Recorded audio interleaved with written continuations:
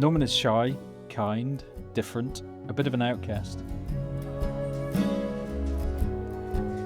Norman starts the film as a very misunderstood young boy, and we see that in his body language. He's very closed in, his head is down, his body is slouched, arms are often very close to his body, and he drags his heels. Does everyone come back as a ghost?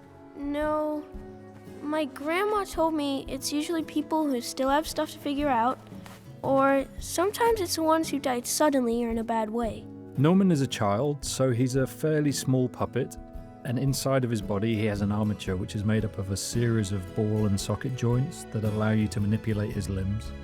In order to create a realistic performance, the puppet needs to be able to perform subtle and intricate movements. Norman is a great example of that.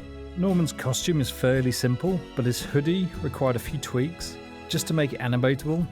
So we put wire in the hood itself and around the base, which allowed us to just gently manipulate those parts of it to make it look like it had some weight to it, it had some gravity to it. One of Norman's defining characteristics is a shock of hair that sits bolt upright from his head, and it stays that way for most of the film.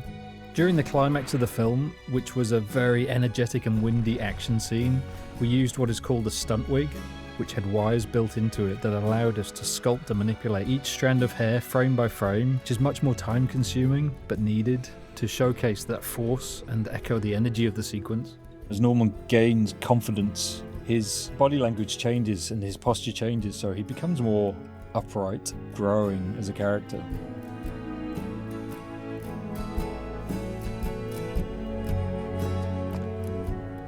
At the end of the film, Norman faces his fears and makes peace with the special gift that he has, and becomes a much braver version of himself.